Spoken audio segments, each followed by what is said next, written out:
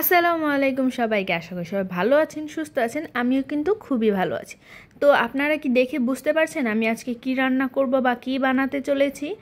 থাক, আপনাদের মাথায় অত প্রেশার দিতে হবে না, আমিই বলে দিচ্ছি। আজকে আমি আমার স্বামীর জন্য স্বামী কাবাব বানাবো। কথাটা কেমন হয়ে গেল না? আসলে এইটাই, আমার জামাইয়ের জন্য আজকে আমি স্বামী কাবাব বানাবো। তো স্বামী কাবাব বানানোর জন্য তো প্রথম তো প্রয়োজন এই বুটের ডাল আর মাংসটাকে সেদ্ধ করে নিতে হবে। পুরোপুরি মশলা যেভাবে আমরা মাংস রান্না করি প্রায় ওই রকমেরই দিয়ে মেখে তারপর বসিয়ে দিতে হবে সেদ্ধ করার জন্য। তো এখানে আমি ধীরে ধীরে সব মশলাগুলো দিয়ে দিচ্ছি, কম বেশি সব কিছু মিশে দিয়ে দিচ্ছি। আর আজকে আমি যেহেতু অনেক সময় লাগে এটা সেদ্ধ করতে, তাই আজকে আমি এটা কুকারে বসিয়ে দেব।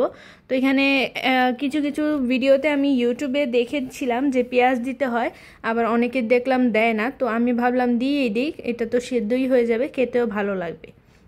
তো এখানে আমি ঝোল দিয়ে দিয়েছি, পরিমাণ মতো ঝোল দিয়ে এখন কুকারে বসিয়ে দিলাম।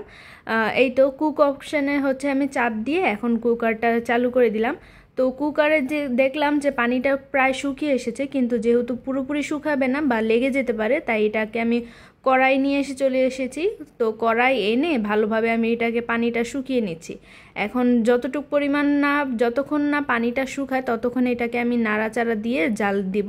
এই যে দেখতেই পাচ্ছেন পানিটা পুরো শুকিয়ে গেছে। এটা যখন ঠান্ডা হয়ে যাবে তখন এটাকে আমি ব্লেন্ড করে নিব। তো এখানে আমি দেখছিলাম যে মাংস পুরোপুরি সিদ্ধ হয়ে গেছে, কিছু কিছু ডাল এখনও একটু শক্ত রয়ে গেছে, হয়তো বা ডালটা ভালো পড়েনি। তো এই তো আমি ব্লেন্ড করে নিয়েছি। ঠান্ডা হয়ে যাওয়ার পর দেখতে পাচ্ছেন ব্লেন্ড করার পর কতটা স্মুথ হয়ে গেছে। এখন এখানে আমি পেঁয়াজ, কাঁচামরিচ, তারপর দুইটা ডিম পুরোটাই আমার লেগেছে। অনেকের হয়তো কম বেশিও লাগতে পারে, যদি কম হয় তখন হয়তো বা একটা বা দুইটা এরকম লাগতে পারে। তো দেওয়ার পরে এখানে আমি হালকা একটু গরম মশলা আর পেঁয়াজ কাঁচামরিচ দিয়ে এখন ডিমটা দিয়ে দিব।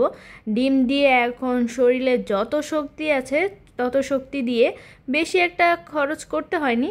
আর মাঝখানে বলি, আমার মতো এই কুসুম নিয়ে দুষ্টামিটা আর কে কে করেন আমাকে অবশ্যই কমেন্ট করে জানাবেন। তো এখানে ভালোভাবে মিশিয়ে নিয়েছিলাম ডিমটার সাথে, যেন ডোটা একটু নরম হয়, কারণ এটা ব্লেন্ড করার পর একটু শক্ত হয়ে গেছিলো, মানে একটু টাইট টাইট হয়ে গেছিলো। এখন আমি এটাকে শেপ দিয়ে দিচ্ছি। আর আমার স্বামী এই স্বামী কাবাব খাওয়ার জন্য আর তর সইছিল না, তাই অনেকগুলো আমি ফ্রোজেন করে রেখে দিয়েছি আর ওনাকে বলছিল এগুলো ভেজে দিতে। তো এই যে দেখুন আমার জামাই না স্বামী কিভাবে তেলের মধ্যে আস্তে আস্তে দিচ্ছে। তো আমি ভাবলাম যে ওর না দেওয়া হবে না, তো আমি দিতে চলে আসলাম। আর দেখুন ভাজার পর কি সুন্দর একটা কালার এসেছে। সবাই কিন্তু অবশ্যই কমেন্ট করে জানাবেন কেমন হয়েছে। আল্লাহ হাফেজ।